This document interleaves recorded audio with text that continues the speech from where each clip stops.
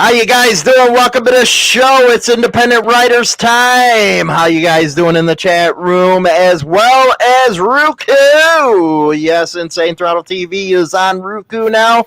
Make sure you download that channel, add it, whatever the hell you do. We have a special guest on tonight. We're going to be talking about some motorcycle helmets, and I know a lot of you guys out there are motor vloggers. You're going to have to check them out. I actually have one myself that I use. I have it hooked up to a comm system. I have to hear China Doll's mouth half of the ride, but I do have one. It is a modular. I love the damn thing. So we're going to have Jacob on from ILM. He's going to show you a bunch of products and all that good stuff, talk about the processes. We also have a 10% off discount code, Insane Full Throttle. Make sure I'll be putting that up in the chat room as well for you guys. So here we go. Jacob is in the house from ILM. How you doing, Jacob? I'm doing well. Thank you so much for having me. No problem, man. We're glad to have you and stuff. We got the rest of our crew on for the show. We got Graystar, J-Man, Dark Soul, and Bedlam. They're going to be jumping in as soon as we get this interview section going. They're going to ask some questions, the whole 9 yards. We already have a lot of people in there. Greg, I have an ILM modular with a Bluetooth. Love it. Good to hear. So tell us a little bit about ILM, the company, and how long you actually been with ILM. Well, that's a long story. I started with ILM doing freelance work for them back in 2017. And then I started officially working for the company this year in August 1st. So the owner and I have been friends for quite a while, and much like Bedlam, I majored in art in university, so I did a lot of video work for them previously. Rock on, man, rock on. So ILM, what's it stand for? It actually stands for I Love Motorcycles. The owner of the company is just passionate about riding. He's passionate about motorcycles, and he's passionate about safety. And he couldn't think of a better way to illustrate that outside of just saying, hey, ILM, I love motorcycles. ILM, I love motorcycles. I did not know that. That is pretty cool, man.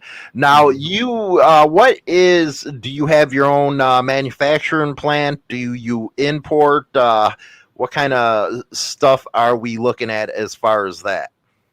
So as far as manufacturing goes, we work with some different factories, and currently we are working on having a better design to our helmets, because right now our helmets are a little bit generic in their design. So we're pretty excited about some upcoming designs that we do have.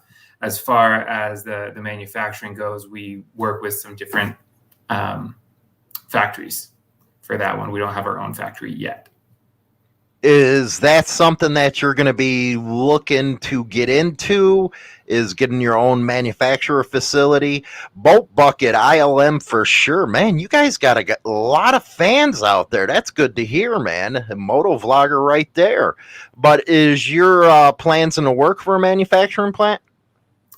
I asked specifically this question to my boss because I thought it'd come up today. And the answer to that is, for the time being, no, because not having to keep our own factories is one way that we're keeping the cost low on our helmets. It comes with other problems, but we're willing to work on those problems. If that changes in the future, I'll let you know. Rock on. Now, I know the big name in motorcycle helmets in the industry is Bell. Personally, I can't stand it. I can't, see spending $500 on a helmet unless it's a smart helmet.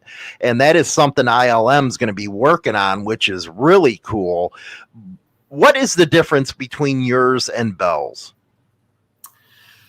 The difference between ours and Bell's would be maybe small aesthetic touches, is how I would describe it. If you were to safety test our helmets next to Bell's helmets, chances are they would be very, very similar in their safety capabilities.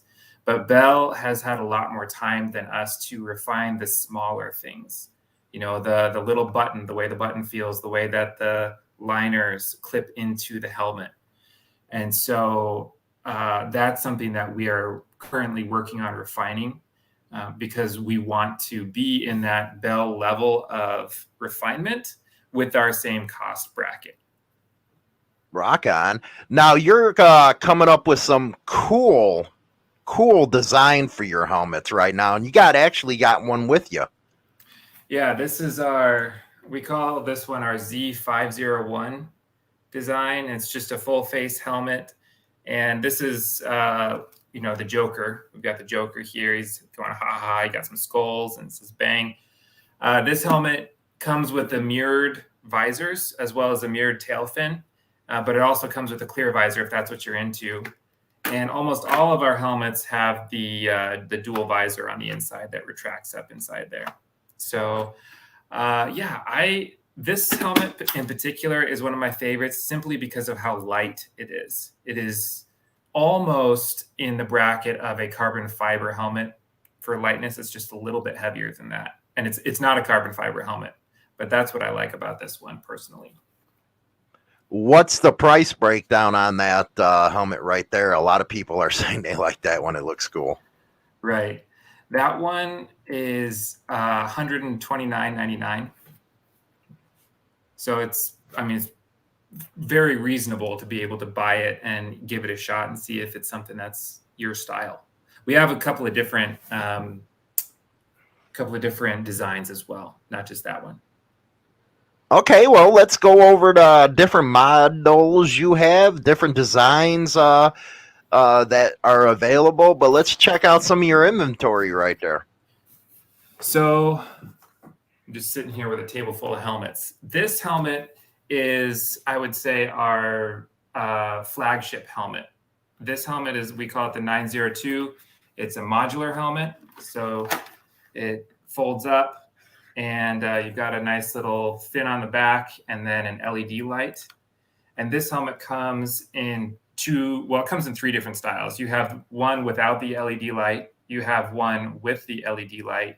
And then you have a Bluetooth version, which I'm thinking you either have that one or the 953 model, which is also a modular Bluetooth helmet. And then one thing that's really nice about our helmets is the shells are all the same size. So when you purchase our helmets, we know you're purchasing them online. And if it's the wrong size, you can just give us a call and we'll send out new liners to you because the helmet size is dictated by the inner liner of the helmet. So, we've got some modular helmets here. And then this one, I would call this one our flagship full face helmet. Like as far as getting a standard full face helmet that's very similar to what you would get from a Bell helmet. This is our 129 helmet. And my favorite part of this is the visor removal system, because all the other helmets is pretty convoluted, but this one you just push the visor in and then you push the helmet out, or the visor out, and it just pops right off, which is really great. And like all of our other helmets, we've got the dual visors. But then I know that there's a lot of people here who prefer not a full face helmet. And so we have 2 different versions of these helmets, which are half helmets. We have a matte black version. We have one actually with an American flag on it. And then we have the glossy black version here. And these also, we like to just hide visors everywhere we can hide them because we think it's cool. And then we kind of get into other types of helmets. Like this one would be more of a dirt biking helmet. And this is our 3/4 helmet. We call it the 726X. And the great thing about this one is the front face pops off. If that's not something that you're looking at and that you don't want.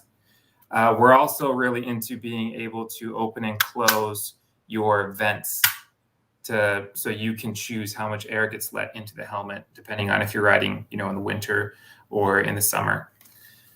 And then last but not least here, I'm going to pull out this helmet. This one we call our 606V helmet. And we actually make two versions of this one, a modular and a non-modular. And this would be your dual sport helmet. So if you want one helmet that can go for dirt biking as well as motorcycle riding, then you would get something like this, which actually this particular helmet, we almost never get any complaints for. And also the padding on the inside is, let me see if I can show you this. This stuff is just like very soft, very comfortable when you're riding for a long time. Thanks for that, Jason, that donation. And he asked, do you make a helmet for someone with a husky size head, like almost 70 centimeters? 70 centimeters. Yes, actually we do. We have one helmet that's similar to that full face helmet that I showed you, the 129. We call it the 129DV. And that helmet it starts at triple XL and then goes up to a quad XL size. Well, there you go, Jason. They do make a helmet for that. The other thing I'll say is all of our helmet head shapes are oval round. So if your head is an oval shape or a round shape, it should fit you. Rock on. I'm going to open up the discussion, get some questions in from the rest of the Independent Ryderz panel. We're going to start with Gray Star. We usually go around the table. That way we're not stepping all over each other. We're practicing, guys. This is only their third show, and they're doing a kick butt job as it is. So, Gray Star, what kind of questions you got for Jacob? I'm curious as the timetable for the smart helmet, seeing it's going to be 2022 soon. Everybody wants technology. Right. Well, the timetable for that is going to be a minimum of a year. I would probably say 2. And the reason for that is we don't want to just rush a smart helmet. We don't want to give you something that is poor quality and has a terrible interface that you're working with, because with that smart helmet, you need to be able to use it fluidly while you're riding. Otherwise, it's going to put you in danger. Yeah. So that's, I would say, a minimum of a year, probably more like 2. Okay. Bedlam, what you got? I know you're one that really don't wear helmets. You got to make sure you unmute yourself. But us old guys, we're really hesitant about wearing helmets, especially our generation. And I know you're my generation, Bedlam. So he's also a graphic artist. If you're looking behind him, man, a nice Insane Throttle Independent Ryderz deal. So you're going to have to unmute your mic, Bedlam. There you Since we're go. on the subject of smart helmets, what do you guys actually plan on integrating into them? I mean, as far as, everybody's doing cameras, everybody's doing noise reduction, active noise reduction, or trying to. I mean, what are the plans for, you guys? Well, to be honest, we've talked about, and I'm not on the R&D team, but we've talked about having things like an actual heads-up display that is a retina heads-up display. So it's a little thing that comes out, and just in one eye, you would be able to see things like your rear view camera, things like that. We are also talking about getting into the motovlogger sphere in regards to putting 360 cameras on a helmet. So, I've seen a lot of motovloggers who like the 360 experience, but hate trying to use the 360 app to try and get the shot that they want. And so we're talking about, 1, how to do that, and also 2, how to make that experience as seamless as possible so that as you're riding, as you're stopped at a stoplight, you could upload something as quickly as possible. Yeah, so those are the two innovations that I would say would hopefully differentiate us from the average smart helmet. J-Man. My question is, as far as quality, is your helmet comparable to the $100 or $250 Harley Davidson helmet that I bought that I found online? The same helmet, it's called an Arrow something. It was $69, and I paid $250 at Harley. Is your helmet comparable to that, or is it better? I would say that my helmets would definitely be comparable to that. The only difference would be the Snell certification that I'm assuming Harley would have gotten for their helmet. We're working on those Snell certifications right now for our helmets because we understand that's something that riders really look into.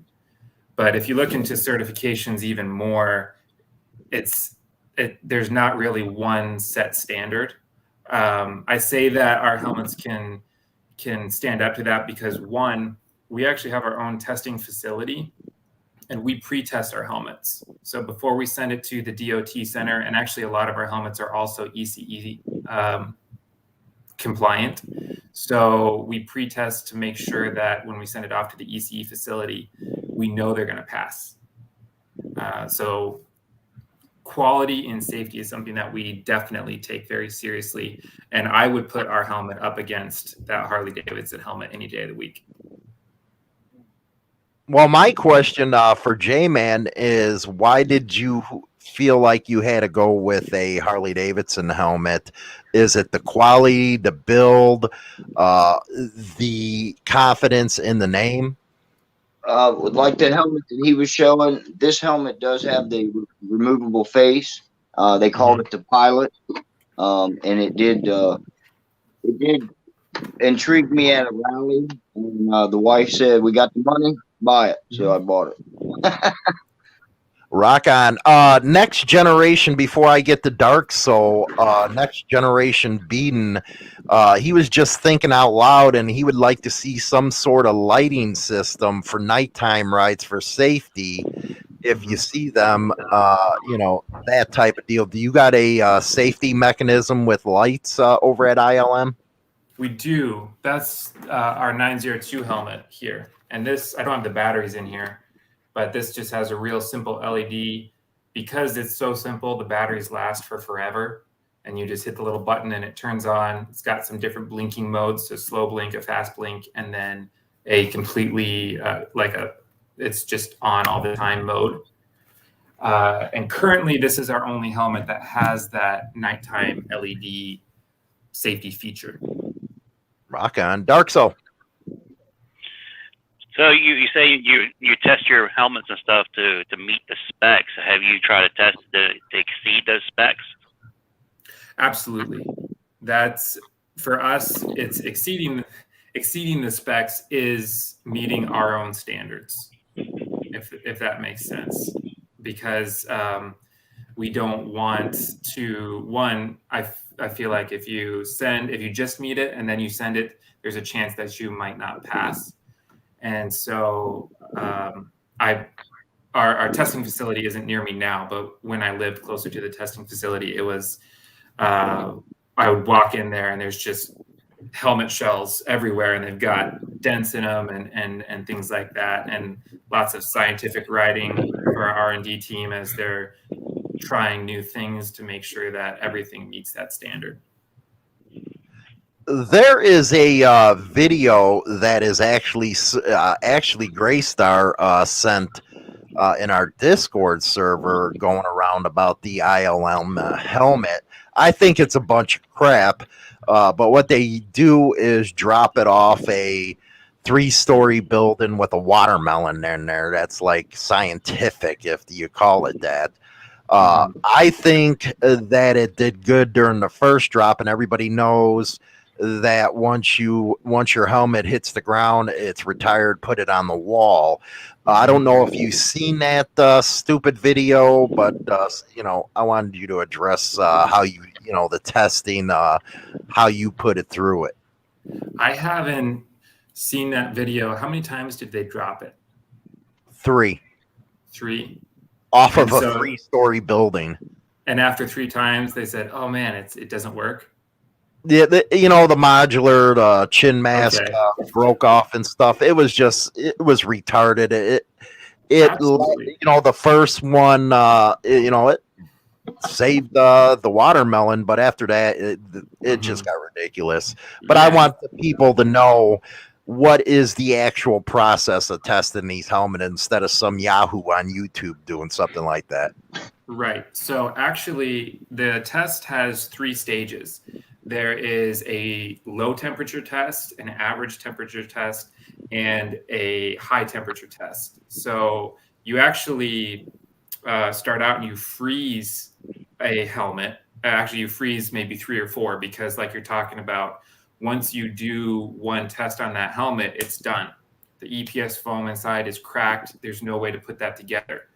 And then there's the penetration test where you set the helmet down and you have a spike and you raise that spike up and you drop it. And that's supposed to simulate like your head hitting a rock on the side of the road as you crash. Then there's the impact test, which is where you have a simulation of a head like a watermelon, but you actually have like a metal head bust that gets put inside the helmet. And then the helmet gets dropped from a certain height and hits a flat surface. And so you do that. And then there's, I think, 1 or 2 more tests. But you do that with a frozen helmet, you do that with a regular helmet, and you do that with a hot helmet, just in case you're riding in different temperature. You leave your helmet, let's say, on your bike seat while you go into the restaurant, it heats up, and then you get on your bike and you crash almost immediately. Well, your helmet's temperature surface is going to be really hot, and that could potentially make the helmet less safe. So we do all of those tests at different temperatures to make sure that the helmet is still safe. Rock on. Gray Star, go second round. I'm just gonna say that I'm gonna have to invest in buying one of these just because of the name. I love motorcycles as well. Well, we're glad you like it. And seriously, it's like, I feel like if you invest in a $500 motorcycle helmet, you've got to love it. But investing in an $89 helmet, you can try it, and if it's not your cup of tea, that's okay. You're not out $500. That's something that I personally like. And actually, I'm taking my motorcycle certification here in 2 weeks, and I'm going to be riding with these helmets because I can't, in good faith, sell or talk about these helmets without using them myself. Right on. Rock on. J-Man. I just I got nothing right now. Move on for now. I know Bedlam. You do. Hey, come on now. Okay. In regards to you guys' modular helmets, do you guys plan on like shifting them to where, like, there's what they call an LS2 out, which I personally like, that the chin goes all the way back. Would the company actually debate on trying to make something similar to that? We can discuss it for sure. I've only seen the mock-ups of our new helmets. I don't have the specs on what they're supposed to do, but I do know that 2 innovations that we want to make is, 1, having the modular go all the way back, or 2, being able to actually detach the front face. Okay. And as far as, and I got one other thing too. I know you guys are probably using battery packs for the lights on the back. Is that going to be a recharging system for those helmets that have the lights on the back? Or Okay, is that going to be solar, or what, how are you guys working that? Our Bluetooth helmets have their own rechargeable battery, and Mhm. it's that way because the Bluetooth system is in the battery. Now, our helmets that just have the LED on the back, it's just a AA system. So you just put 2 AA batteries in the back, and that's it. It doesn't have a rechargeable system yet. Okay. All right. Dark Soul, you got something going up on there, man. It looks like you got to turn your mic He's on. got the LS2. LS2 It's right a beautiful helmet. Turn your mic on. Yeah, here's the LS2 right here. It's sleek design. Of course, I got the Bluetooth file integrated to it. But this is like what Bedlam was talking about. The whole thing goes all the way back and it's out of the way, and the deal. And it also has the, your And your visor comes down with your advisor too. So in essence and everything, or you can run it with, like that. And the padding's awesome. Now I got a good deal because I know some buddies that in a couple of dealerships here around town. Usually this helmet sells about $500. I got it for $350. They basically got it at cost to give it a try out when it first came out. And that's what Bedlam was talking about. Where it goes all the way back and it sits kind of deal. So that's the deal. But the other part, the downfall with these, if you get it. This locking system, it plays a little bit and stuff. But this is where the downfall is. If you ever hit, you hit right here. Mm-hmm. Now the LS2 is geared, with metal gears in it and stuff to kind of add the support to it. But like I said, this is pretty heavy. It's almost close to 5 pounds, sitting on top of your head with everything. So, if you can integrate something like that, and still shave the weight off of it, it'd be excellent. Mm-hmm. I know Shuey has something similar to it too. Do you have a stormtrooper outfit to go along with that helmet? That's the only time I wear that is, like I said, is when it's pouring down rain and the snow in winter. When it's starting the winter time and there. But in essence, everything, or if my wife's on the back because of the intercom system.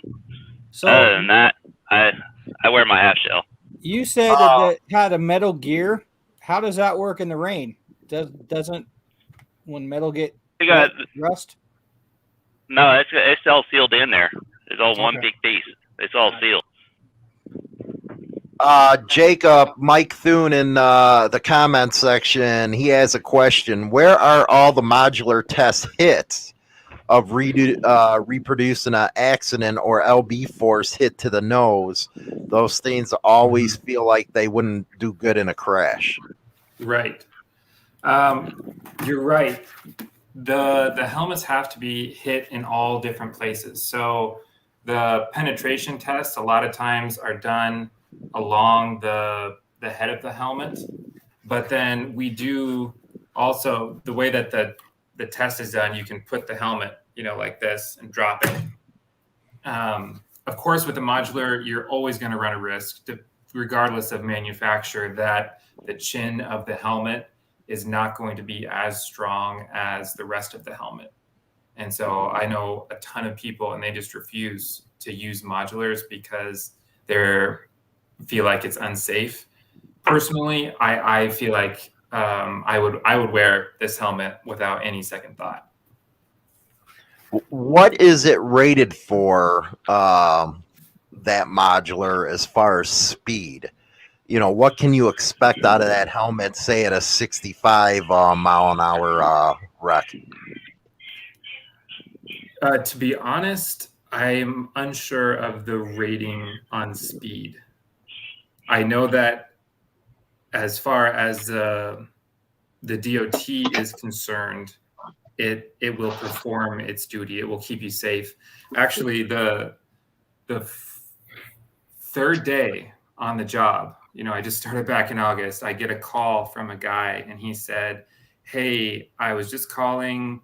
Could you please call me back?" So I called him back, and he goes, "Oh, I'm just have a second. Let me tell you this story. I was driving at night, coming home from a friend's house, and I had this huge crash. A deer came out in front of me. I slid, I smashed into a tree, and I was just laying there on the side of the road. And thankfully, somebody driving by saw me and called an ambulance. I actually lost use of the right side of my body, but I was wearing one of these helmets. It was the 902 modular helmet. And he said, the doctors kept asking me what brand helmet I was wearing because I should be dead. The way that my head hit the ground, the helmet should have actually split open and my head should have hit the ground again and I should have died, but the helmet held intact. And that's not the only story that I've actually gotten. I've gotten one other one of people who have worn our helmets, been in bad accidents, and walked out not unscathed, but alive. Their head was kept safe. Boat Bucket, he's actually a moto vlogger, and something that's really important to moto vloggers is wind noise. Absolutely. Can you address the wind noise on that one? I know with mine, I don't have much with it, but as far as your other models. Yeah, actually, the amount of wind noise that you hear from your helmet would be the amount that all of our helmets have or less, if that makes sense. Right. I think our full face helmets have less wind noise just because there's no moving part on the chin that could possibly add to the noise. Rock on. You guys got anything else from the panel or within the comment section? J-Man. The half shell helmet. Does it have a warmth thing for your ear? Yep, we got those right here. I mean the whole thing. Oh. See it? Yeah, no, we don't have the whole thing. So this would be more of a summer riding helmet. But this is as close as we get to a beanie helmet. So it's still pretty thick. I know a lot of people don't prefer that. They like something a little bit thinner. Mushroom head? Yeah. Brain bucket. Brain bucket. Brain bucket, right there. Right there. Nice brain Yep. bucket. No Brain extras. bucket. Do you make any 3/4 helmets? We do. So we have that removable face, the one with the removable chin guard. And then we actually make a retro, just like J-Man's bright, shiny helmet that he just showed us. We make a retro version very similar to that one. Rock on. Does that top piece come off? The visor? Yeah. Yeah. And it's adjustable. Okay. It goes forward and back. Okay. Rock on. Well, if there isn't any more questions in the comment section for ILM, there is a 10% off discount code that you can use to get your own ILM helmet. Insane Full Throttle is the discount code, and we really appreciate having you on, Jacob, for this. I look forward to talking to you about a branded helmet for Insane Throttle. I know a lot of people will love that one. But anything else that ILM wants to put out there in the public sphere? I would just say that I really appreciate all of you guys talking with me and giving me really good feedback on things that you would prefer to see in helmets, because that's our ultimate goal. Is we don't want to make a helmet that we think is cool. We want to make a helmet that, one, is safe, and two, is useful to the rider. So I really appreciate that. And the only other thing I'll say is if you message us on Instagram, if you call us, you're actually talking to me. And so if you have any other questions, comments, concerns, any of that, feel free to go ahead. Our number's on the website, or you can find us on Instagram at ILM Racing _official. So, and I'll make sure I start getting you out on our platforms and all that good stuff. Next Generation got another one for you. Maybe you can add a built-in comb so the helmet gets to look good. Maybe you can have a haircutting. Yeah, something to keep your hair on. Really? Yeah. One more thing. Make sure you can work on the peripheral vision part of it. know, how some of these ones, they cut off a good bit of your peripheral vision, you know, kind of getting that where we can get a full view, you know, when we're going down the road. Mm-hmm. That's Rock super on. important. Appreciate it. Okay, Jacob, appreciate having you on, and it was a really good conversation. ILM is a good helmet. I have one for myself, and everybody knows that it was hard to get me in a helmet. It really was. But we'll catch you later, Jacob, and I'll be in contact with you on Instagram. Sounds good. Thank you guys so much. It's great to meet y'all. Yep. See you Hope you have a later. safe ride. Yep. Take care, Jacob. Thank you. All right. We're going to take a quick break. We'll be right back.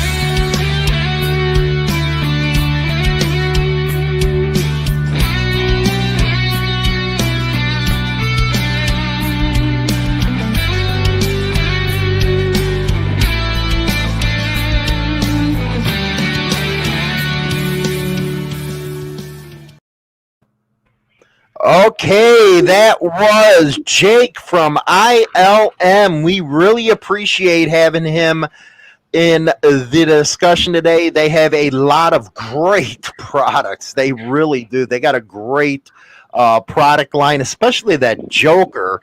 What we're going to go do, and I got to put that in the description box, that code for you guys. Go get you one. Bry the biker to actually make you look better looking than you already are, man. But anyway, guys, what did you think of the presentation by Jacob from ILM? I thought he did a great job. Very I'm convincing. impressed. Yeah. Same here. Yeah, And he I'm did not a really helmet wearer. I don't wear a helmet because I'm in Utah. We don't have a helmet law here. So Well, we Right. don't have it. We don't have it here in Illinois neither. But after Same my thing here in land, Pennsylvania. well, J-Man, you had an incident where you absolutely will wear a helmet now. Can you talk about before the accident, the way you looked at helmets? Well, before I didn't wear a helmet most of the time, to be honest with you, and just so happened that day I put this helmet that I was showing that guy about the little vent thing from the back of the neck, and it just so happened it saved my face because right through here it got all gnarled up. I went down at 80 mile an hour, and it saved my face, so I was happy for that. And I'll never not wear one again. My daughter made me promise that day that it will always be on my head because she never hardly ever saw me with one. You know what I mean? yeah, I get it. It's a choice. So what was your reaction after I don't know if you went to the hospital getting up from that accident, but looking at that helmet and what could have happened to you if you didn't have one on? Well, what really made me think about the road rash, all over my arms, and I was just tore up bad. And I could just imagine, I met a gentleman who was a police officer, and he went down and landed on his face, and he's nothing but full face helmet now. And he tore his nose off, his chin. I mean, he tore his face up real bad, and he had to have multiple reconstructive surgeries. And you got to look at the statistics on people who survive accidents with helmets against people who don't. You know what I mean? I did a show, one of the big air biker ones, on the statistics, and it was like 5,900 people had died just within 5 years. Well, that's one of the biggest things. And I do believe everybody has the right to choose if they want to wear a helmet or not. And I think the turning point for me, where I wanted a full face helmet instead of just even a half lid. And like I said, when you're young, you're dumb, you don't want to wear them. But that's our generational. Now it seems like all the younger kids want these helmets, which is good. but I do believe in the right to choose. But what happened with me was I was going to cover a poker run, and I seen a guy laying on the ground after just making a left-hand turn going 15 miles an hour, and his head splattered all over the place. I think that was my turning point. Dark Soul, you wear one that's usually what, a half, and then for your long distance, I know you came to the Rumble with a full one. Yeah, for the Rumble, I had my full face on. Why for my long distance riding. Why do you go with just a full? Why do you go with the full face for long distance, but not short distance?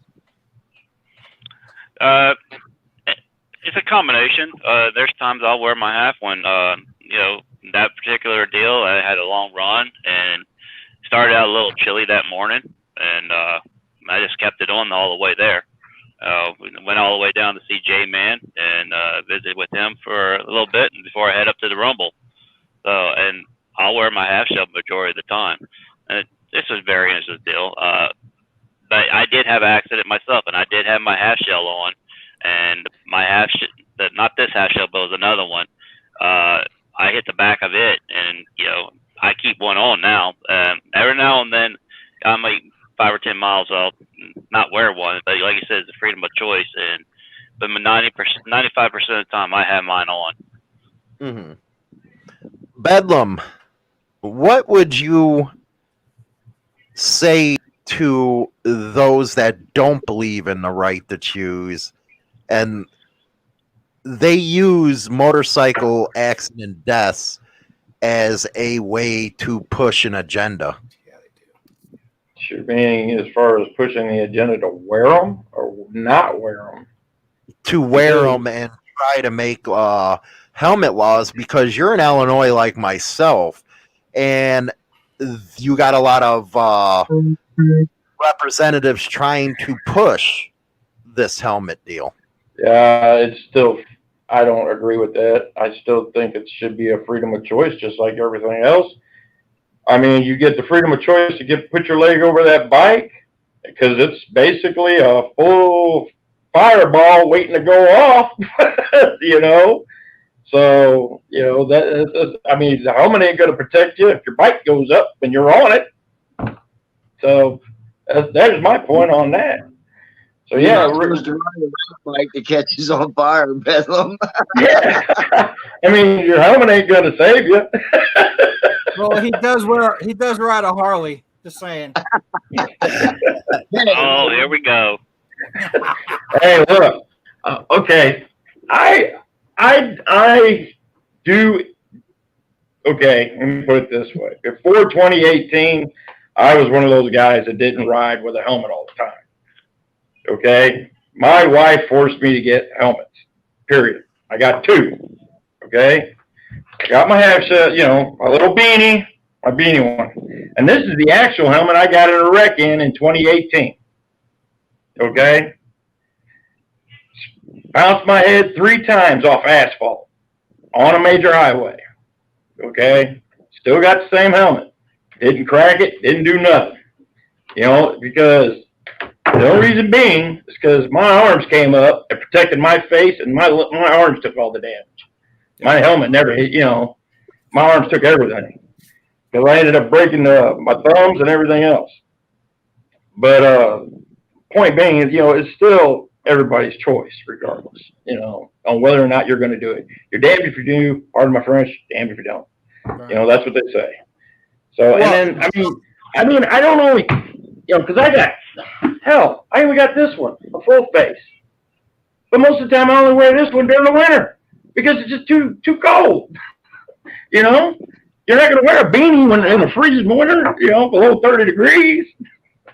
But everybody's got the choice on what they want to ride and when, so. What would you, Bedlam, you and J-Man say about the argument, once you get over 40 or 50 miles an hour, a helmet doesn't help any damn way. It just helps with having an open casket. I'm sure you guys have heard that argument. Yeah, I've heard it. BS.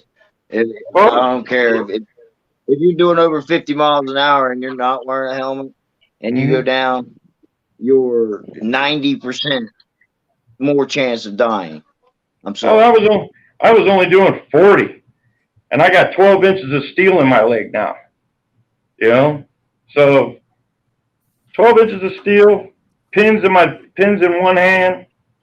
So yeah, may not have had a helmet in those areas, but it did protect my head from bouncing off the concrete. I gotta say though that now that they are having smart helmets out there where you can actually see behind you and peripheral vision on screens, I was watching some videos on it today. I'm very intrigued. I like it. I think I found one for $600. It's not too bad for a helmet. I'm gonna make you guys jealous in a second. Hey, I don't mean to step on anybody, but I don't think that retina thing will work because I can only see perfectly out of one eye and blurry vision out of the other. But and J-Man, I know plenty of your eyes riders are like this most of the time anyway. Your eyes are like this most of the time anyway. Hey, watch your mouth. Go ahead, Ben. You going to say something? I was going to say that I just got a call from a guy that, that's around the block from me. He rides, and he just spent $1,500 on one of the smart helmets because he almost got into two accidents because he did not see it was all peripheral vision stuff. Right. And this guy's 65, going in his 70s. Okay. And it was all peripheral vision is the reason, because of the extra cameras on the smart helmet. That's why he spent the money to get it. They make one now that I found online it's only $600 on Amazon. So that's he ended up spending the money to get the Cross X1 2 days ago. And he won't get it. I just watched that one yesterday. Yeah, he won't get it for 4 months. Yeah. Hey, Dark Soul, do you believe with the advent of, and this could be the rest of the panel, but I would like to hear Dark Soul's thought. With the advent of smart helmets, do you believe that helmet use is going to skyrocket at that point if it's a good price point? Oh, yeah, it will. It's one of those techie things that's coming out, and it's going to be new. I just got to find out where I need to invest some stock money into it so I can make a little money off of it on the side. Yeah. I'm with him.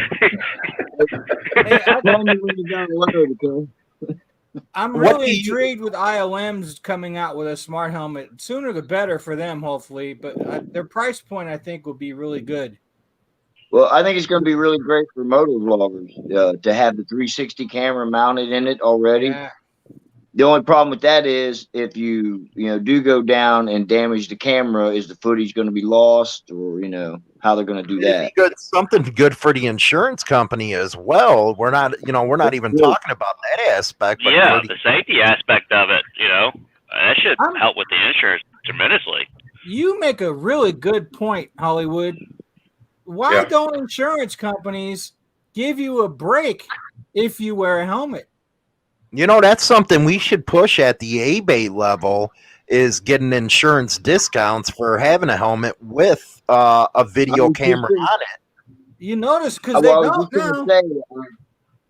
I asked my agent about that one time, and they said an organ donor doesn't need to have a discount on insurance. And that's the way she put it to me. I was like, okay. So they think that just because you're on a bike, you're an organ donor. Yeah. That's what a lot of people say.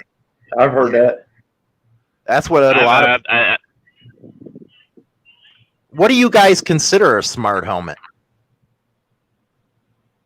I like that camera system where he gives you the prep fuel. That's my biggest peeve. Well, that cross helmet that your neighbor bought apparently has access to the internet, so you can actually video, I think, up to 2 hours and have it all the way automatically go up to the internet. So if you do crash, you won't lose anything because it's up in the cloud. That's smart. Well, hang on. He liked that helmet, but then after I told him about the one Dark Soul posted, or the videos with the 5, and I told him about that live map version of the CR. What was it? The CR1, I think it was, where it has the 2 vids. It's got a 2 head-up display on that one because it's got 2 cameras in the back. Right. If he said if he would have known if that helmet would have had noise reduction on it, active noise reduction, or he could add it, he would have bought that one because it has a more range of view. Now because the Cross X1 doesn't. So Well, something that J-Man brought up was sensory overload. Do you guys think that's going to be a problem with smart helmets? At first I did, but after watching some videos, I think it's going to be just like driving a car. You're looking straight, but you have a rear view mirror.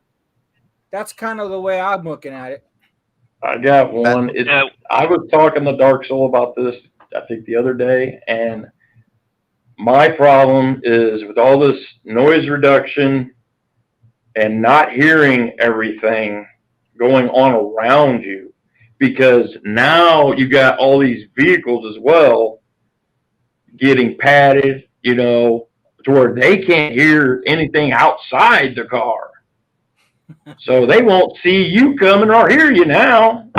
So now if a rider's got the same issue because he's all padded up in the ears, you're definitely going to have accidents regardless. Well, so, it's not when you crash, or not if you crash, it's when. We all do it. It all happens. Yeah. What up, Dark Soul? Well, Jacob said with ILM, they're talking about putting it right here in the eye. I'm not too fond of that one. I like where it's kind of up and out of the way, so you're not really. It's there. It's in your peripheral vision, so you're not constantly focused on it. So the further safety factor of it and having the peripheral vision is a good thing. But I can't swallow 1500, so I'll just stick to my half shell. What about J-Man? An ideal that I haven't heard from Smart Helmet, a proximity warning like they have on some of these cars. They do have that. They do. They do have it. BMW. And I'm talking about on a motorcycle helmet for the motorcycle rider. Yes, the CR1 has it. Yeah. Oh wow! Yeah. I didn't know. If a vehicle comes in 240 feet of you, it will send a signal through your helmet and let you know there is a vehicle nearby. Beeping at you. Yep. Wow, I didn't know that. Yeah. You learn something new every day. BMW. The BMW bike, the touring bike, just came out for the 2021 with the same system. It's got the radar system to give you a 360-degree, deal, and it's all connected into that bike. So it's out there. Accidents happen so fast. That thing giving you a warning that a car is 240 feet away, that's less than 2 seconds warning at 50, 60 miles an hour. It's still better than nothing. Yeah, but then you're going to be looking in your HT, on your heads up, going, "Where the hell's it at?" Another thing that could be good is the flip down visors. They could have the heads up display on the flip down visor instead of where you see it all the time, just on the one visor. These are new. It's a new concept for everybody, and well, it's just like new motorcycles. You want to get the 3rd or 4th generation. You don't want to get the first one. Right. But final thoughts on today's subject, guys. Graystar, you're up first. Well, I gotta tell you, man, I've been strictly no helmet since I live here. But every time I have to go into a state that's a helmet law, I have a fake DOT helmet that I put on. But after listening to everything and watching some videos today, I actually think I'm going to get me and Mama some helmets. That's the way I used to think. Trust me, man. Now I won't get on a bike without one. It just puts you more at ease. And the what ifs, man. The what ifs are the bad things. But I'm a techie, so I'm going to have to go with the smart helmet. Oh, there you go. J-Man, final thoughts. Look, I started out with this as my helmet, and I ended up with going moto vlogging with the Senna and the mount for the GoPro. So yeah, helmets are the way to go. Saves your head. Bedlam. Yeah, I'll stick with my mushroom cap hat, for my short rides, and I think I'm gonna start doing, like Dark Soul, and when I go out for the longer ones that are hours and hours, I'll go with my full face from now on. Rock on. I mean, better local. You can get away with a lot more easier. You don't know what other people are thinking when you're further away from home. So that's what I'm thinking. Dark Soul. I pretty much said my piece about it between the helmets. I'm very impressed with ILM. I look forward to the new line that comes out, and I'm gonna have to give them a try and see how. I'll give you my review later on TikTok. Sounds good, man. My final thoughts are, I started off just like J-Man, didn't want to wear a helmet, and there's certain type of events that lead everybody to make their own choice about wearing helmets. I am an advocate of you have the right to choose for yourself. Me personally, I'd rather have a helmet on going 50, 60 miles an hour than not anymore. I guess that comes with age. But we really appreciate you guys joining us for the show today. We have a great panel. It was great having ILM on as well. I'll put the discount code in the description box, 10% off. Insane Full Throttle, I guess, is the discount code, which is cool. But anyway, guys, appreciate having you on, and we'll see you next week for the Independent Ryderz.